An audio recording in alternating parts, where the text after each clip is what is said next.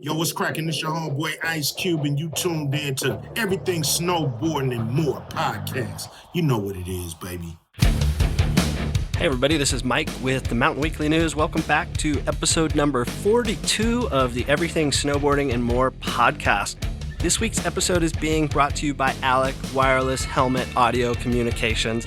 If you've ever been on the mountain with people and lost them, or looking for a cool push-to-talk comms way to connect with one another, a cool app, definitely check out Alec Go, ALECK.io. This week's guest is Bryce Phillips. Bryce is the founder of Evo.com, one of the largest online retailers for everything action sports, and now home to some great brick-and-mortar stores across the United States. So let's go ahead and kick off the interview with Bryce. This week's guest is Bryce Phillips. Bryce is the founder of Evo.com. Bryce has a lot to say about kind of online, retail, brick and mortar, and just the ski and snowboard industry as a whole. Bryce, welcome to the show. Thanks for having me. So kind of tell us your backstory. I know some of the other, retailers kind of started out, in their basement or in their garage. How did Evo come to life? Well, and it really is a story of like my childhood, because long before Evo existed, I was introduced to skiing. And, that just created such a spark, for me. I was just like so inspired to be able to participate. But to be able to participate, for me, I had to figure out how to pay for it. So I've been buying and selling gear and a whole bunch of other things, baseball cards, cars, car stereos, all of it, ever since I was a little kid. But really kind of to fast forward, I went to school in Seattle and I was introduced to eBay in the late 90s. And I was living between Seattle and Whistler, and I started selling skis in, I think, 97 online out of my garage while living, again, between the two places. And that kind of continued to grow. And then eventually in 2001, launched the first ever website, again, out of my garage in Seattle, evogear.com. So that's kind of the very quick genesis. There's a lot of chapters in between, but that's really kind of the start. And then, of course, it's evolved from there. In 2005, opened our first store. And that was a big turning point just because it really established so much of what we're about, which is like really creating a place for the community. And so since then, we've, kind of gone on a bit of a run, but we're officially 20 years old, although kind of unofficially, given the origins of the business, much older than that. Definitely. And you kind of mentioned like the philosophy of the company. Evo gives back. Kind of tell us about that. And like, what are some of the programs that you guys are doing? I would say that kind of the origins of that really kind of are a reflection of my childhood and some things that I saw through close friends of mine who really were dealt a very, very tough hand. And in seeing that, it always kind of inspired me to think about, hey, how can I leverage like what I do and the business ultimately that I grow and the people I work with? How can we all work together to kind of make sure that our efforts are not single threaded or dealt with? It's like really about like, how can we have an impact on the community, a positive impact on the community? So we do a whole number of things, and it's specific to working with organizations that serve underserved youth. That's really our primary focus. So anywhere from working with SOS, Big Brothers, Big Sisters, the Service Board, nonprofits, large and small, volunteering our own hours, kind of giving in the way of kind of with our financial resources. There's a wide range of things we do, but we're happy about that. We're excited about kind of the ways we've been able to kind of grow what we do with regards to community impact. But we also feel like we're just absolutely tip of the iceberg. And in the years to come, we want to continue to really emphasize like that opportunity and not just give of our own, but like make sure we can leverage our reach and bringing our customers and our vendors and everybody else into the fold to give with us. Great. And you mentioned that, your background was in ski and you started selling skis on Evo. I think most of our listeners are going to be familiar with Evo, especially from the winter sport side of things. It was for so long. And then recently, as we talk about mountain bikes and summer stuff, I'm seeing lots of opportunities to work with Evo. What kind of was the emphasis for you guys to kind of move into some of the other categories, not away from skiing, but kind of being more inclusive to the other sports? Yeah, skiing and snowboarding, to your point, was definitely kind of the foundation when it came to the categories that we were in. We've actually been in wake for a long time too. But to answer your question, yeah, I mean, it's been a good few years now, but surf, skate, camp, and definitely mountain bike. I mean, mountain bike is like is surging in a way that, yeah, it's really having a major impact on the business. And really where it came from is the fact that we love to participate, and mountain biking specifically, we have such a passionate group of riders and have long before we actually had the category as part of our business. And so it just made perfect sense. It's kind of funny that we waited as long as we did, but when we went for it, we really stepped on the gas, and it's just really neat to see the way in which it's played out across our stores, on our website, with our team, with our customers. I'm personally super inspired by that sport. Like, I started Evo while living in Whistler, and in many ways, kind of the modern, or what we would think of as today as mountain biking, so much of it is influenced by Whistler and the sea to sky. So there's a whole bunch of different factors, but I would say really it came from a place of passion. And it's really nice that it's like, rounding out our business from a seasonal perspective. And just, again, it's just an inspiration. It's because it's so much fun to participate ourselves. For sure. And it seems like once people get to Evo, whether it's on the website or into the store, you've got so much going on. What's the new travel component? We just recently did a story about a new lodge you guys were opening up in BC. I know that you guys have kind of been doing this for a while. Kind of tell us about that and how that came about. Yeah. So, Evo Trip, which is the adventure travel business, we actually launched that in, over 10 years ago. So 2009. So that's been something we've done. It's been something we've really cared about. I mean, again, so much of this business is based on travel, participation, the culture, the human connection, and these really amazing places. So that's been something we've done for a while. But more recently, we've really looked to kind of broaden our offering and bring to life an incredibly just compelling and engaging suite of experiences that go beyond the things we've done historically. So specifically what that looks like is, we just acquired a really, really amazing backcountry lodge between Squamish and Whistler in the Callahan region. It's called the Journeyman Lodge. So that's something that we've added to our offering, and we'll be able to stitch together retail, rental, travel, education, and of course, lodging and hospitality. That's all intersects with this move. And then another one that's related yet quite different is we're about to open a project called Campus Salt Lake. And in that project, phase one is 100,000 square feet of existing kind of historic brick buildings. And we're repurposing those spaces. We'll have an Evo flagship store, altogether skate park. So we have a skate park in Seattle. Now we'll have a second one in Salt Lake.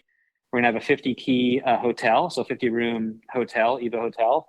In addition to that, businesses that are not ours, but are part of the family, bouldering project. So Salt Lake Bouldering Project will be almost a 30,000-foot bouldering gym there. Level 9, so L9 Sports, it's a great Utah-based outdoor retailer, a restaurant, and a couple other concepts. But all in, you really have this, again, this some of its parts kind of scenario where you got a lot of different concepts that have gravity, but together is exponential.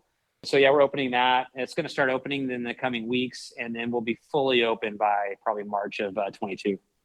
Wow, congratulations. For everyone in Salt Lake, you'll definitely have to go check that out. Let's see what else we got here. So what about avalanche education? I've got my Avi 3. We, for the most part, really focus on split boarding. I do a lot of guiding here in the Tetons. One of the things I've been trying to get the industry to do, and I don't even know if it's possible, would be if, you buy a split board from, say Evo, there's $100 off to your first level 1 avalanche course with Airy or something of that nature. Sometimes I feel really irresponsible just telling people hey, here's all the gear. When I teach avalanche courses, we have people show up with everything, airbag, beacon, everything ready to go, but they really they haven't taken that class yet. And then here in the Tetons, most of the classes are already sold out for this coming winter.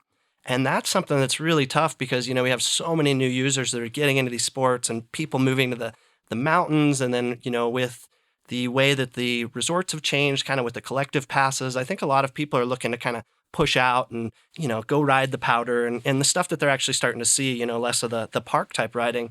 And, is that something that you guys could do, or how do you, what's Evo's take on the avalanche side of things?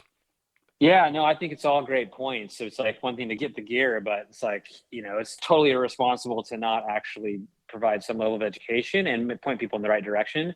Something we've done that we're really excited about, if you go to our site and you go to the Evo Hub link in the top navigation on the homepage of the site or anywhere on the site, you can go into Evo Academy. And so Evo Academy, we've got a whole bunch of content. We partner with Altus Mountain Guides. It's out of the Sea to Sky, out of Whistler and Squamish. we partner with them so we have, backcountry kind of video tutorials, a whole bunch of content that is this tip of the iceberg, right? There's it never ends. You've got your Avi 3, but this is at least kind of starts to get people moving in the right direction, and then also sharing resources with where they can get like a deeper level of just education around kind of backcountry safety. So yeah, I think we're looking to do our part. I think we're excited to do more. That's we introduced that last year, and we're really happy about the fact that like we have a fair bit of really good kind of basic and, getting people started kind of backcountry education, knowing of course that getting into the field, getting the right guide, and really just immersing yourself on when it comes to kind of learning kind of best practices, like all of that has to follow, but at least that's a bridge into kind of moving down that path. That's incredibly responsible that Evo's doing that. I really like that. We kind of talked a little bit with COVID this year or the last couple of years. How's that kind of impacted, business, both online and for your brick and mortars? Well, great question. I still, even every time I'm on this topic, it still kind of blows me away because I'm thinking back to March of 20 and kind of the way we were thinking about what was going to play out. But thankfully, we as a team got it all wrong, meaning, we really felt like there was going to be a very, very tough, chapter ahead. And by the way, it has been really tough in a lot of ways. But from a business perspective, it was a little bit of a lurch or a lull there for a month or two. And then it really started to feel like tailwinds because of the light that this time clearly shined on the importance of being outside. So we saw a major surge. I mean, we had our stores closed. We did all kinds of things to batten down the hatches. Like, it was just so many unknowns, especially at the beginning when COVID was first kind of upon us. But we started making our way back to opening with certain protocols, obviously shipping online and operating our DC in a certain way. And yeah, I'm really proud of I'm just super proud of the team. I mean, it's been a really, really tough chapter, just given this like COVID and all of the other kind of ways in which that's played out, but super rewarding because while we got into a kind of a defensive position, we also moved quickly to, get in, start playing offense when it was clear that the market was like hungry to really just get outside. So I just see it as a massive silver lining. I think that, I don't know if it's ever been more critical for humans just to be in the outdoors and immerse themselves in the activities that kind of we all love. And whether that be like walking on a mellow trail to going deep into the backcountry, everything in between, it's just so important to human health and wellness. And so that combination of being outside and human connection and our part in helping facilitate that, like, that's definitely an inspiration. And oh yeah, by the way, it's thankfully it has driven like really good results on the business front. Again, far beyond what I ever would have thought was possible. So very thankful for that for sure. Definitely. And, you had mentioned March of 20. During that time, I had companies that were still wanting to send us packages. And that's when we believed that COVID or coronavirus could live on cardboard surfaces for a certain amount of time. Totally. I almost forgot. Like, we just didn't know. I mean, it's such a new world, right? It totally was. And, so I felt it was going to be really irresponsible for me to have, so many people touching these boxes, somebody shipping it, the FedEx guys, coming here to the office. So we went about 2 months of just not doing any business. And I was like, gosh, what am I going to do? And then last year, we ended up finishing the year. We drove about $600,000 in affiliate sales. And that was way up from the year before. And I thought, holy cow, like, the one thing that we're kind of seeing right now, and I wanted to talk to you because you probably have a good insight, is supply chain issues. And some of the brands that we've worked with for a long, long time basically just said, hey, we don't have product. We don't have product to send to our own team. I think there was one company that I had heard, I believe it was Fly Low, that when everybody was kind of cutting down on their orders and how much they were going to actually make for the year, Fly Low kind of doubled down. And so the rumor is that he ran through all his stuff, and when nobody else had inventory, he was just selling jackets and selling bibs. Yeah, I haven't talked to Dan about that. He's an awesome guy and a friend. I hope that's what happened, because I love that story. He's the only guy that got it right. The rest of us were like trying to figure out how to flush inventory.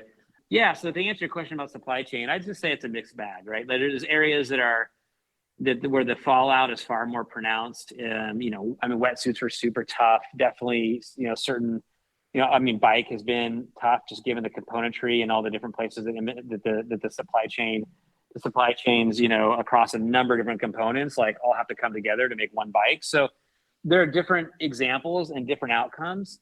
Thankfully, like by and large, across our various categories and then kind of on net or kind of across the business, we've ended up in a pretty good position. Again, we are chasing inventory like crazy. The inventory turns are higher than normal. Margins are good because there's definitely some scarcity and there's consumers understand it's time to, if you want something, you better grab it because they're seeing that across, pretty much everything, not just in our industry. But it really hasn't put us like fully on our heels. And I think we're like continue to be cautiously optimistic because we do know that we're not out of this, right? Like anyone I talk to that run the brands are all like, we just do not know, kind of like we don't see the light at the end of the tunnel yet because there's still going to be plenty of kind of ripples in the supply chain that are going to play out and ultimately create some pain. I would say again, if we look at the business as a whole, it hasn't like taken us to our knees, thankfully. And we're just fortunate to have such good vendor relationships where if there's a shipping issue or whatever it may be, like, we can get around the table and figure out how to, create the best case possible. Yeah. And you mentioned that, the consumers are starting to get smarter. I was just talking to the landlord in the building that I rent, and he said, I ordered my mountain bike in November and it came in March. And I thought, okay, that's kind of, the process. I think even the administration as a whole was saying, hey, like, if there's stuff that you want for the holidays, like you might want to strike. Yeah. Like, don't just wait till the last minute. I was just out in California on a surf trip and there was 47 ships waiting to dock at the Long Beach Harbor. We have a container in one of those ships and they got our fixtures for Salt Lake. So if I knew you were there, I'd have you swim out and start looking in containers to see if you could find them. We don't know where the heck they are. No, for sure. And my friend runs Buell wetsuits and he said, we have 7,000 wetsuits out there that I can't even get right now. Yeah. Oh yeah. No, that's a real thing. There's no doubt. I mean, like, again, our one kind of real live example right now is we have our fixturing for our new store and we just don't know when we're going to get it. Like it's sitting out there on one of those containers.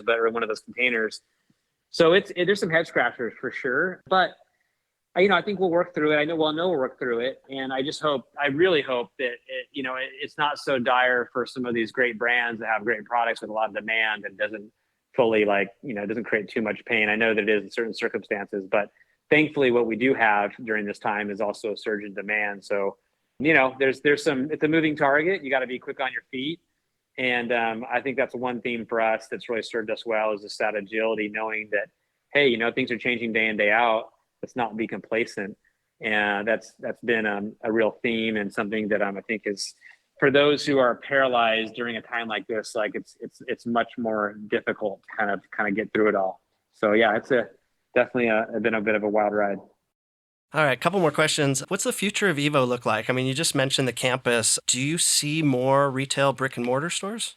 Oh, 100%. I mean, we've always believed in the 3D experience is just so special and different. Now, not always, right? You can just throw together a store and try to sell stuff and it doesn't need to be special. But our emphasis on that experience and the way we look to kind of differentiate that experience, like, we're very bullish. We always have been, even when people thought there was going to be no more brick and mortar ever, right? I had people definitely tell me that and assume that was going to be the case. Well, now we know that's not the case. So we love the fact that the web business is strong and growing and that we feel pretty balanced when it comes to the way the channels, are focused on these different channels.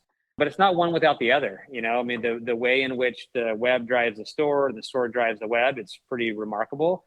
And to answer your question about the future, it's not only retail, right? Like we love we have this core retail business that's healthy and growing and something that we've been at for 20 years.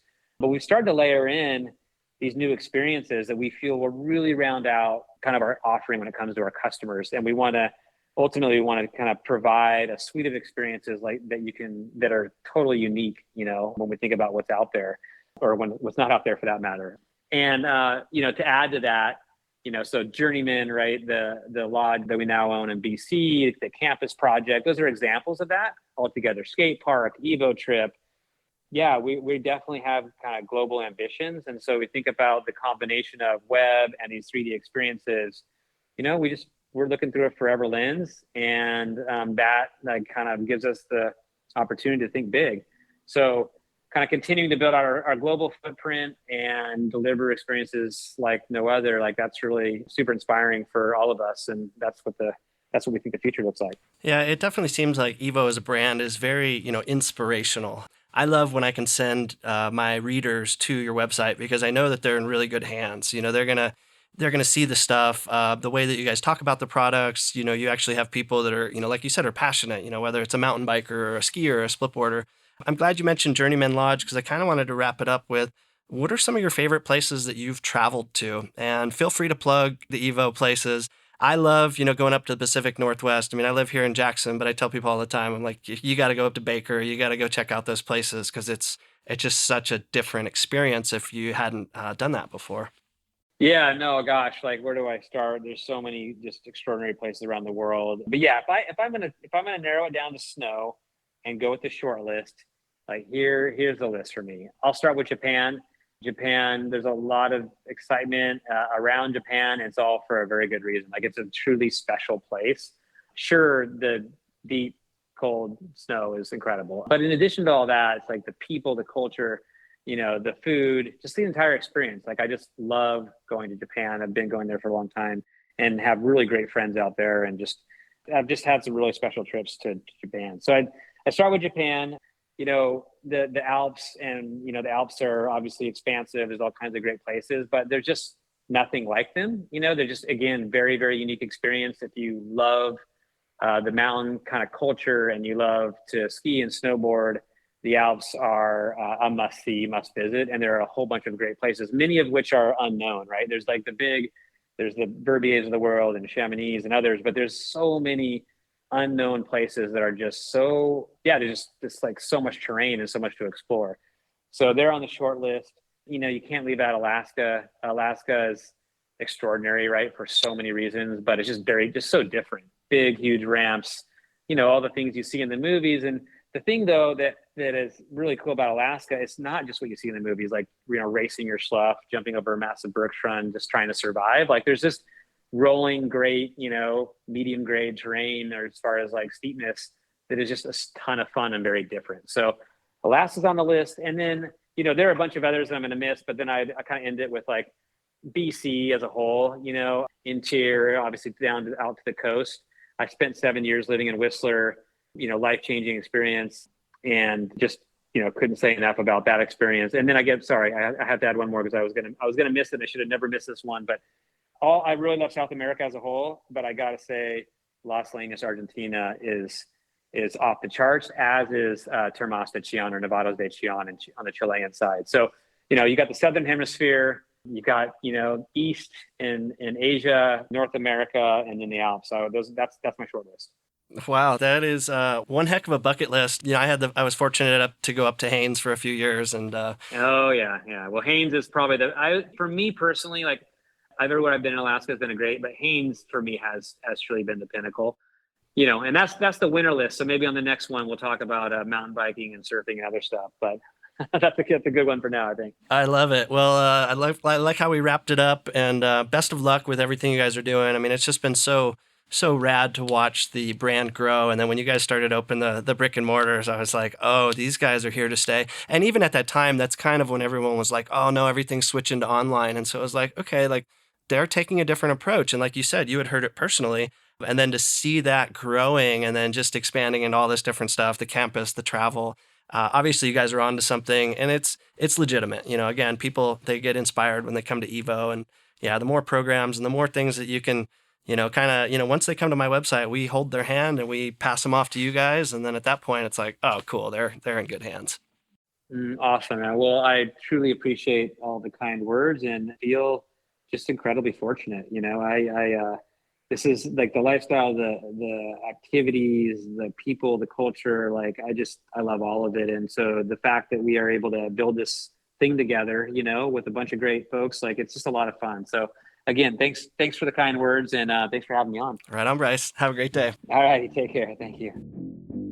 And once again, we'd like to thank this week's sponsor, Alec Go. If you're looking for hi-fi audio, group location, push-to-comm talks, and much more, be sure to check these guys out. Really cool, integrates with your helmet, and just a really cool Siri, Google, military-grade encryption. This thing is badass. Universal helmet fit, alec.io.